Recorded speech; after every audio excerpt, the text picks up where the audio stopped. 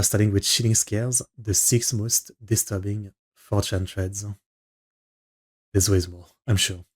On November 29, 2007, an anonymous 4chan user uploaded a disturbing post with the words, "If anyone can correctly guess their own post number, I will tell you where she is buried." Eerily, the post was accompanied by an image of a teenage girl. For context, on 4chan, each thread is assigned a unique post number, which is completely random and serves as an identifier for that specific post. These kinds of posts where the OP would reward other users with something if they managed to guess their exact post number were pretty common. But the rewards themselves were rarely this dark and specific. Yeah, you can that's probably kinda understand insane. how the creepy nature of this particular post instantly caught the attention of so many people. It's worth mentioning that the dates and times from the screenshots shown are the archive dates and times, meaning they're not accurate. But over the following minutes after the post was made, several other users jumped in to guess their post numbers. And just 15 minutes later, a user correctly guessed theirs. After which the OP made good on their promise and said, "Winner, here you go," and then a set of coordinates. Like, is there actually any logic? I mean, I know it's kind of random, but is there any logic to it? Because you have to guess a lot of numbers. How do you correctly guess? Strangely, the coordinates pointed to a pretty random patch of trees on the side of a county road about 50 miles east of El Dorado, Kansas. But as it was later revealed, there was nothing random about the location. The girl in the image in the anonymous user's post was 18-year-old Emily Sander, a Butler Community College student who had gone missing a little less than a week before the disturbing post was made. Shockingly, the police found Sanders' partially clothed body around an hour after the coordinates were revealed at the exact coordinates. Why would you make a post like that if she killed someone? It's important to mention that by the time the uploader revealed the coordinates on 4chan, the cops had already been investigating Emily's disappearance for a few days. And they were already zeroing in on a suspect.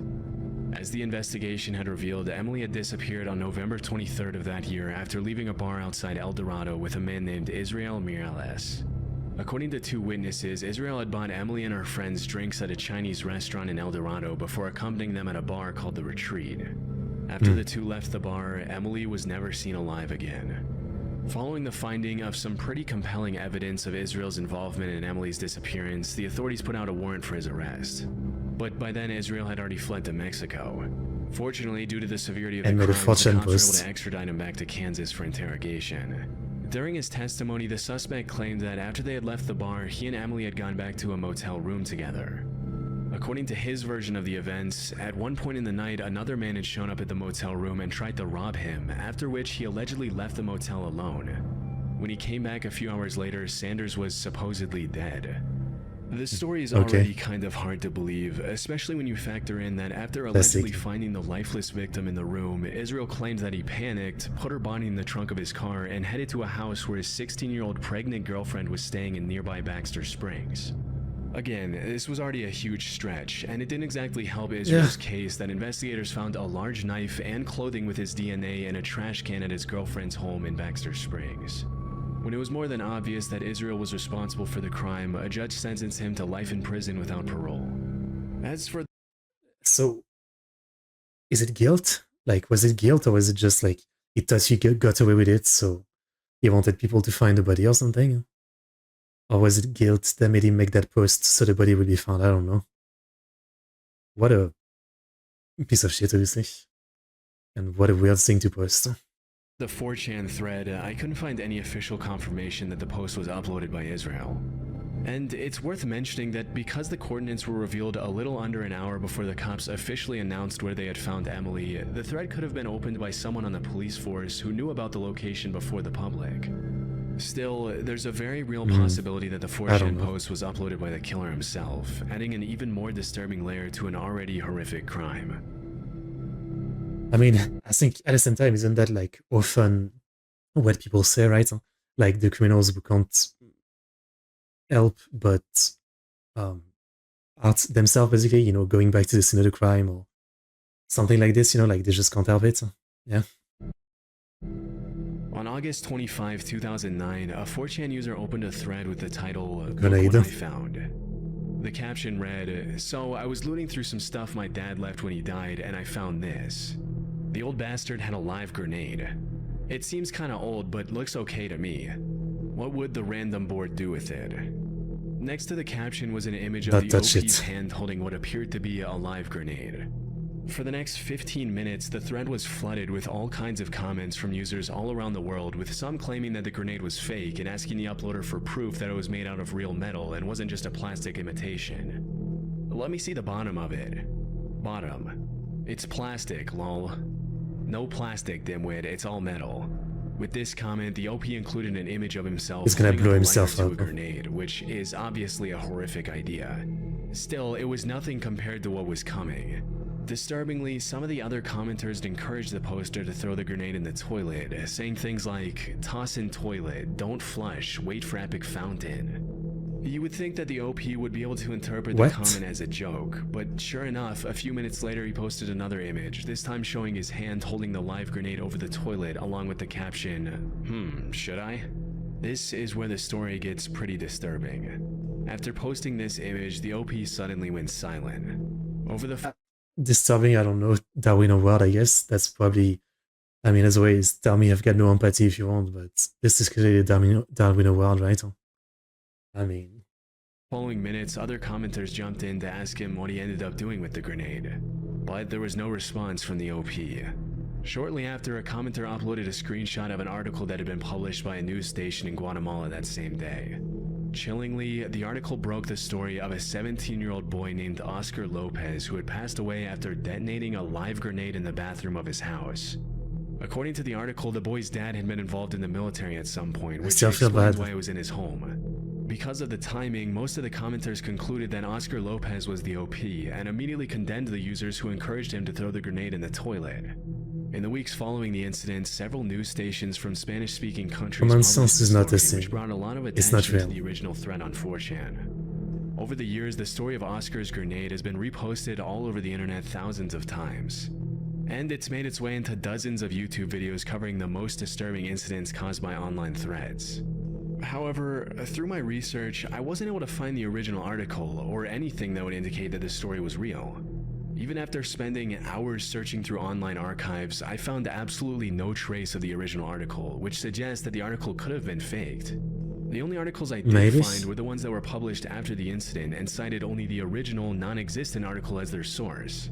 It's also pretty suspicious that the article was allegedly published pretty much within an hour of the OP's last comment, which further supports the idea that the whole thing was faked. It's possible that the OP himself could have posted the photoshopped article screenshot from another account to get attention. Or that he could have made the original post and then went quiet to get a reaction from the crowd, after which another user could have jumped in to keep the story going with a fake news article. It's all possible. Although it's still very possible this is real and the original article has just since been lost to time. Because the incident is over 15 years old at this point, we'll likely never know the whole truth. I mean, hopefully it's not true, right? That's all you can say. Even though I think we all know that there's people like this who just don't think. And I could see it. I mean, how many times do people like accidentally shoot themselves when they have a gun, right? Like, it should be the first thing you think about. Don't point a gun at yourself or someone else. And yet, I feel like there's always stories of like someone shooting themselves, you know? So, same thing with a grenade. I can easily imagine someone being dumb enough to not realize how dangerous it is. Back in 2009, dozens of 4chan users started to bring attention to a pretty strange phenomenon that was taking place all over the internet, in which some mysterious comments about key lime pie were cropping up on countless websites, blogs, and forums everywhere online.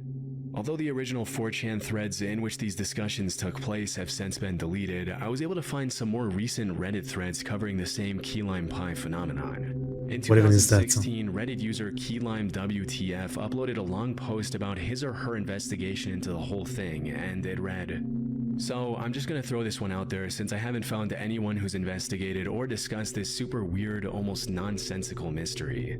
To begin, I was reading a story in my local college newspaper. In fact, it was the most read article on the site. There were 3 comments on the story itself, and one of them seemed utterly strange. There's an absurd amount of references to pop culture names as well as some political names. But the subject of every line relates back to, more often than not, these things. Mrs. Anita Pelaez, Captain Coochie Pelaez, Key Lime Pie, some Coochie's restaurant, North Carolina near the Biltmore Estate, Key West, Florida. And not every post is exactly the same, but some are. Some reference weird pop culture icons, while some just seem to be weird out-of-place pie recipes. The oldest post we found was from 2009, with the most recent being an awful TMZ story. Super weird, but if you were to Google or research those names associated with key lime pie, what you would discover is that this has been posted all What does over that even US mean, media key lime sites. pie? A couple of things here that we discovered down the rabbit hole. Kuchi's Key West Bar and Grill existed in one way or another. It's listed on local eatery websites and Google Maps, but there's really no information as to what exactly it was. The majority of the posts we found were done by a Jake Carson, a fake name, or by celebrity/political figures. Nothing totally makes sense, yet everything is related. Also, who would go through this much trouble for something as ridiculous as key lime pie for a restaurant that isn't real? I found that pretty much everything the OP was talking about in their post was perfectly true.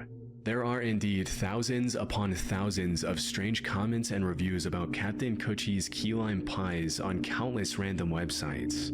And a lot of these comments have appeared on sites that have absolutely nothing to do with pie, such as this extremely long and somewhat inappropriate comment that was posted on a memorial site for a woman from San Jose who passed away at 74. As I also found a site for a I tried the Captain Kuchi's key lime pies, and those pie gas Sams healed all my symptoms within the first 4 weeks. I highly recommend Captain Kuchi's key lime pies for anything that helps you.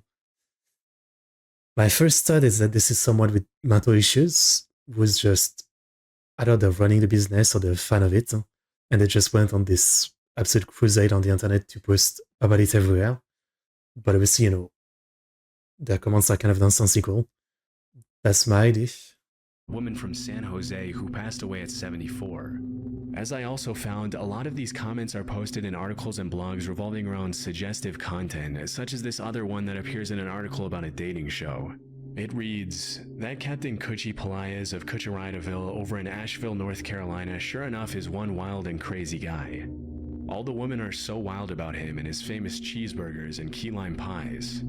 But even though these comments are definitely weird, these are just 2 of thousands of accounts that have been created to post these comments everywhere online. As you might have noticed, the phrasing of these rants seem to follow a bit of a pattern. In pretty much all of the comments, almost all the words have been capitalized where they shouldn't be, and the poster always signs off in the same way, with 3 dots after the last word, followed by a fake name. I found that these comments have also been made on random Facebook posts.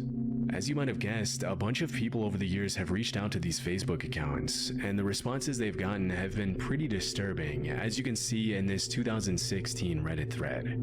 The post reads, "I decided to send Kuchi Pelaez a message and ask him when the world can know who Captain Kuchi is. I didn't expect a reply, but roughly a month later Kuchi replied, 'There's just no medicine like an all-natural key lime pie made from scratch.' Plus a bunch of other garbled nonsense about key lime pie. After a little bit of back and forth, I don't know, maybe like this one is not making me think disturbing. It's clearly, like this has to be someone who's disturbed, but it's just talking about pie. It's not that weird. I don't know. Just someone who's, kind of hammering on about the same thing again and again. It made me think of the Temple OS guy. He was some guy who developed his own operating system, but he was completely mad, right? Schizophrenic. And he would often repeat the same thing about different things like the FBI and the N-word and stuff like that. And again, it seems like, every time he would start thinking about something else, his brain would just go back to that and he would always repeat the same thing. So I can imagine someone like kind of mentally broken writing these comments again and again on different accounts and slightly different and just being kind of mad, yeah. The user asked Captain Koji for the address of the restaurant, and this was the response they got. "Close your eyes, let your ears listen to the radio. Do you hear my voice? Can you hear your own soul scream? Let me choose. Yeah, nice guy. My voice that predicts the future or your tormented reach. What do you choose? You can choose. Your life, your future. As smart as you are, you may have already found out that the radio drama from 75 years ago was the truth. They are on our planet, and they watch and see everything.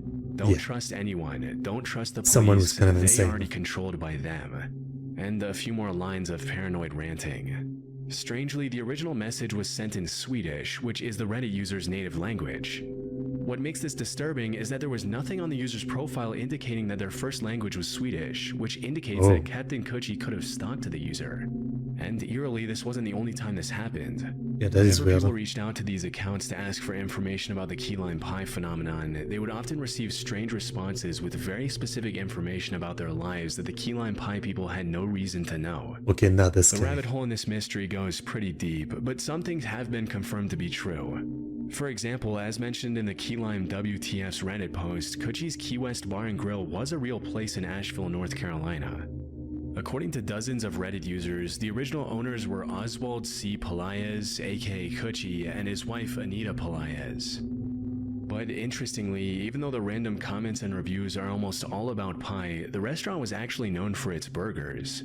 Still, despite this information, it's hard to understand where the connection is between the restaurant and the 15-year-long campaign to flood the internet with strange reviews about their key lime pies.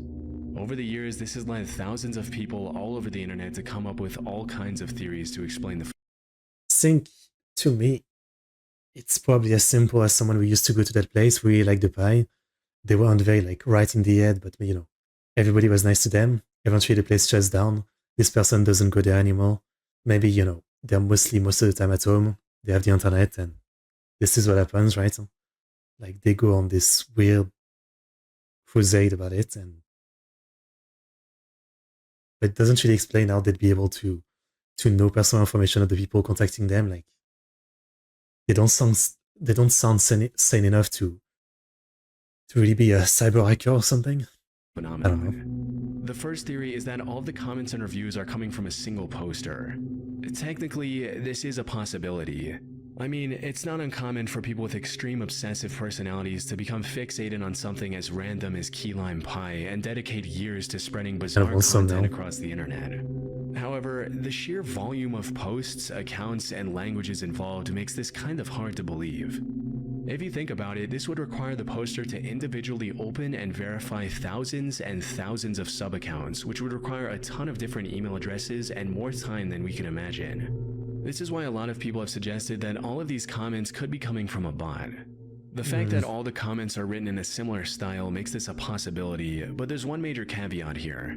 Over the past couple of decades, Google has really cracked down on bot accounts, making it increasingly difficult for random bots to open accounts and post comments on random blogs and sites. And sure, is it true though? I mean, we're literally on YouTube. Do you guys go to YouTube comment section on like bigger channels? Like the amount of accounts with a picture of like tits or ass, telling the YouTuber that their videos are so great and so awesome. This could be a pretty advanced bot that's been updated over the years to beat Google's security measures, but there's really very little motive for anyone to take the time to design something like this. So, in the absence of a solid explanation, some slightly more disturbing theories have been proposed by the online community. According to one of the most popular ones, these comments could be a coded method of communication for some sort of cult or underground organization with nefarious purposes. This could explain the endless, seemingly random pop culture references and indecipherable strings of garbled text with random capitalization. I also found some Reddit comments where the users alleged that Kuchi's Key West Bar and Grill was being used as a cover-up for something more sinister. For example, in 2017, a user posted a comment saying, "I grew up in Arden and drove by it nearly every day of my life and never once saw more than one car there. When I reached my 20s, I assumed it was a money laundering operation or something similar. A friend of mine actually ate there once many years ago. If I recall correctly, it was empty and the food was unremarkable. It had never occurred to me to do the same." This is honestly just one of those mysteries that you could make an entire documentary series about and you'd still barely be scratching the surface. I feel like there's a To this day, lot more nobody research really you could knows do. where all these comments are coming from, who's posting them, and why or even how many people are involved in this whole campaign. And considering how deep the rabbit hole goes with this one, we can safely assume that it'll probably stay that way for a long time. I still feel like there's a lot more research you could do, like contacting, trying to find like the people who used to run that place, stuff like that, There's a lot more digging you could do, but an interesting one. It's definitely creepy. Yeah. May 2014, an anonymous 4chan user opened a pretty disturbing thread with the words, "I bought a Wii U, but it was broken, so I opened the Wii U, and this thing was inside. What is this?" Next to the captions, the user uploaded a couple of images of some sort of brown, oval-shaped object inside the console. At first glance, the OP thought it was probably something an animal had left in there, but a few minutes later, he followed up with some images that looked like something straight out of a nightmare. Apparently, the brown object was some sort of spider nest, and as soon as the OP cracked it open, it looked like this. I A few can't. minutes later, the poster commented, "At least the spiders are already dead. Whatever happened, it's an egg opened too soon or an egg that never managed to open. The spiders must have devoured each other to stay alive and eventually grew to max capacity and truly died. The size shows they're adults, but the color shows they literally have no plating or skin." 3 minutes later, the OP gave a chilling update saying, "This one was still alive." I can't. And this is where the thread starts to get a Now little this is the disturbing. true scary Just stuff. a few seconds later, another user commented on the post saying, "Okay, I googled it for you, OP. That's a dirt dauber nest. The spiders are paralyzed inside of it. If they're not dead by now and they're actually fresh catches, they're gonna be waking up soon." And responding to the image of the live spider the OP posted, the user warned, "This spider kind of looks like a brown recluse. If you let it sting you, your arm is going to start rotting while you're alive." Responding to the original picture of the spiders, another Burn user it. commented, "By the looks of it, the last one just woke up, and the dirt dauber might not even have started laying its larvae yet. If that's the case, these might all just be paralyzed. Also, I'm Like, obviously, you know, we know the internet, and especially 4chan, right? I kind of feel like right away my first thought with this is that all those people are just having fun trying to escalate. Maybe they're right, but because it's 4chan, you would just assume it's just people trying to escalate to scare the OP. At the same time, if it was me, I mean, I'm terrified of spiders, so I would have already told someone to take care of it. afraid for OP's life, since the spider that did wake up looks like a brown recluse, and if that's actually the case, the OP has a dirt dauber nest full of brown recluses. He's in for one hell of a ride." Over the next several minutes, dozens of other users jumped in the chat to warn the OP not to provoke the spiders under any circumstances. Fortunately, shortly after, the OP posted a final update to the thread. We need the saying, grenade guy. "OP here. They weren't dead and they started to move. I ran out of my house and called the exterminator. I'm posting from my cell phone." It's pretty disturbing to think that a nest of poisonous spiders could be growing inside of one of your consoles without you knowing it.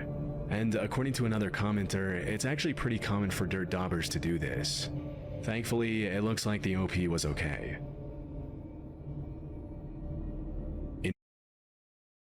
Yeah, I think this is probably like nothing today will beat this in terms of disturbing me. I mean, true crime stuff is something, but you know, I do have arachnophobia, so yeah. I mean, it is true though. I mean, as much as I hate the thought of it, you know, in my keyboard, in my mouse, in my PC, in my TV, there is always space in like this kind of technology, right? That insect can go in it. So it is true. It is fucking true. And we know they like the dark corners of places, so it is bloody true, that's for sure. Well, now I feel like itchy all over. I hate it.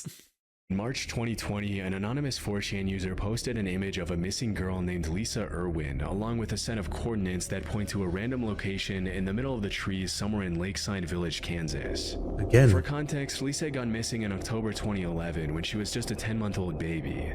That day, Jeremy Irwin, Lisa's dad, came back from work at 4 a.m. and immediately called the cops when he saw his daughter was missing from her crib. Disturbingly, he mentioned to his wife Deborah that the front door was unlocked and that 3 cell phones were missing. During the investigation, a bunch of really strange things started happening, and it was hard for the cops to make sense of anything. Even though some witnesses had reported seeing a strange man carrying a baby wearing a diaper near the area where Lisa had gone missing, they didn't have enough evidence to arrest a particular suspect. Surveillance video from the area showed a man dressed in white leaving a wooded area near the Irwins' house at 2:30 a.m., but the suspect the cops brought in as a result of the footage That's had some rock-solid quality. alibis. Chillingly, when the cops searched the Irwins' house that same year, dogs picked up the scent of a dead body in Deborah's bedroom. When the authorities confronted her about it, she claimed she didn't initially look for her daughter because she was afraid of what she might find. This was just the first in a series of strange claims and contradictions that Lisa's mom would find herself in. Later, she would allege that the last time she had seen her baby, it had been around 10:30 p.m. But after, she confessed that she had been drinking with a friend and didn't remember when the last time she saw her daughter was. Investigators also accused Deborah of failing a lie detector test, and even her own best friend told the That police doesn't that mean Deborah much. had a dark side and that she believed she could have been responsible for the disappearance of her own daughter.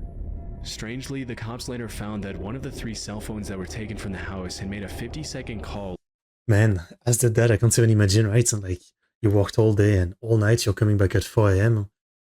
And, you know, obviously you want to believe your wife, right? She was in another room and she didn't hear anything. But also, as a rational being, like, this is all very suspicious. Like, yeah. Late on the night Lisa went missing. But both Deborah and Jeremy denied making the call. When the cops investigated the call, they found that it had been made to a Kansas City woman named Megan Wright. Interestingly, Megan had once been in a relationship with a suspect in the case, a drifter who lived in a halfway house close to the Irwins. Still, she denied being the one who had picked up the phone on the night of Lisa's disappearance.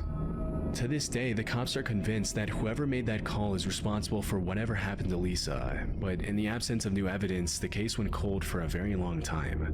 Yeah. The image you see in the 4chan thread is actually an age-progressed picture released by the authorities to help the public identify the victim, and it shows what Lisa would have looked like at 7 years old. As soon as I kind of understand the process of like aging pictures when someone's already formed, but it's a bloody baby. Does that even make any sense to make an age progress picture for a baby? Like, most babies look the same. How do you even guess how they're gonna end up looking? I understand when they're like older, but the user posted the coordinates, some of the commenters started suspecting that the OP was the perpetrator and that the coordinates pointed to the location in the middle of the woods where Lisa's body was located. is it not? One user commented, "I just emailed this thread to 2 local NBC affiliates in Kansas that cover the Thompsonville and Oskaloosa area. Hopefully this is legit and we can finally do some good and bring peace to a family." But even though a lot of people got in touch with the police over the leaked coordinates, frustratingly, nothing really came of them. And it's unclear if the cops just didn't investigate the coordinates, or if they did but they didn't find anything there. To this day, Lisa's disappearance has created more questions than answers. Was it the guy who was seen in the surveillance footage? Was it the parents? Or the 4chan user? I can't We'll say. likely never know. I'm guessing the problem with the cops is that, you know, especially with 4chan, right? But the rest of the internet, it must be all the time that there's stuff like this. People making fake jokes about, you know, killing someone, dead body, or stuff like that. So they probably just, most of the time, ignore it, as there's probably too many of the fake one. Probably know, one of the most popular features of 4chan was that it allowed its users to stay completely anonymous, which was part of the culture of the forum. Still, some users chose to have a username to put more weight behind their words and engage in genuine social interactions with others. This was the case with user UTV, who was very active on the 4chan sports board back in the day. Based on his post, UTV was an Englishman who followed the Premier League, was a fan of Aston Villa striker Christian Benteke, and hated Manchester City. Most of his interactions in the boards he participated in are pretty much exactly what you'd expect from a slightly aggressive sports fan in an online board. But there was one thing that made UTV's post stand out in the sea of 4chan threads. Strangely, UTV had a secret admirer, an anonymous user who tracked, archived, and followed every single one of UTV's posts and comments across more than 250 threads. Whenever UTV posted anything, the anonymous user would archive his posts, comment on them, and summarize his activities with perfect precision. At first, it was kind of funny, and it seemed like the user was just a troll who liked to mess with UTV for no particular reason. And it seemed like the trolling had the desired effect, as UTV would often blurt out some pretty aggressive comments at the anonymous user, frustrated with the level of obsession the user had developed towards him. In one thread, UTV commented, "Archiving my posts in here is one thing, but you're actually stalking me in other threads too. Get a life." After weeks of stalking and obsessing over UTV's every move, the user earned himself the nickname The Archiver from other board members who found his activities hilarious. Of course. Unfortunately for UTV, the more he engaged with the Archiver, the more the Archiver would obsess over logging, categorizing, summarizing, praising, and decorating his posts. And like I said, at first it was kind of funny, especially if you were just a random 4chaner watching the whole thing develop from a distance. But after a few weeks, the plot took a pretty creepy turn. In July 2013, the archiver was no longer satisfied with simply logging the posts, so he started composing songs and poems based on UTV's interests and personality, including a limerick that read, "There was once a young Phil from Kent who loved to call Frodo an ent. He bet against Villa in a 3-1 thriller. They lost and his money was sent." It's worth noting that UTV's real name was actually Phil, meaning the archiver had started finding out more and more personal information about him as time went on. Over the following weeks, the archiver progressed from songs and poems to other kinds of worship and obsession, which included making ink blot tests featuring UTV's posts, as well as designing detailed floor plans for the home he would like to live in if he and UTV ever moved in together. Okay. He even made preparations for UTV's funeral with detailed instructions for his family to follow on the day. Like, it was funny at first. Yeah. Now I'd be terrified.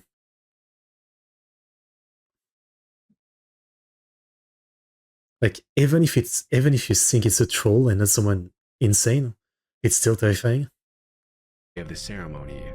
The madness continued for several weeks until on October 7, the archiver made his final post about UTV in the TRB board saying, "I have been with UTV for 255 threads. This is the last one.